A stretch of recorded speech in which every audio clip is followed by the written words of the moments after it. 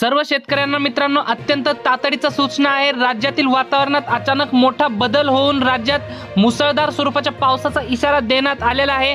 11 आणि 12 जुलै रोजी संपूर्ण राज्यात ढगफुटी सदृश पावसाचा इशारा देण्यात आलेला आहे। महाराष्ट्रातील बहुतांश भागांमध्ये वादळी वाऱ्यासह आणि विजांच्या कडकडाटासह भयंकर स्वरूपाची अतिवृष्टी आपल्याला 11 आणि 12 जुलै रोजी झालेला पाहायला मिळेल।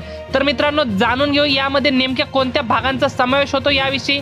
पण त्यापूर्वी एक छोटीशी विनंती करतो, आपल्या चॅनलवर जर नवीन असाल तर चॅनलला सबस्क्राइब नक्की करा।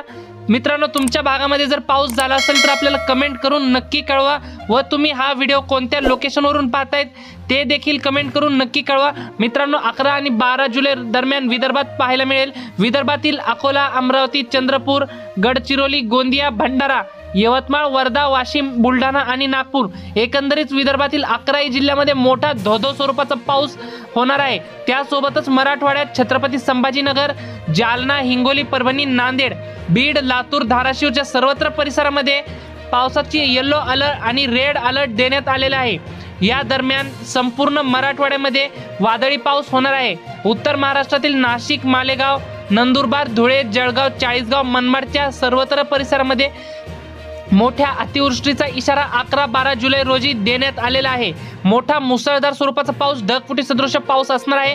मित्रांनो मध्य महाराष्ट्रात जर बघितलं तर पुणे, सातारा, सांगली, कोल्हापूर, सोलापूर, पंढरपूर, अहमदनगर एकंदरीत संपूर्ण मध्य महाराष्ट्रात देखील आज देखील मध्यरात्रीत पाऊस होणार आहे। मात्र 11 आणि 12 जुलै दरम्यान पावसाचा जोर मोठ्या प्रमाणात भयंकर स्वरूपाचा वाढणार आहे। अतिवृष्टी सदृश पाऊस आणखी एकदा ह्या भागांमध्ये होणार आहे।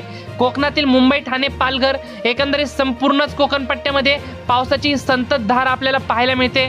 तर मित्रांनो ही होती हवामानाविषयी छोटीशी माहिती आवडल्यास आपल्या चॅनलला सबस्क्राइब नक्की करा। धन्यवाद। तर भेटूयात पुढच्या व्हिडिओमध्ये।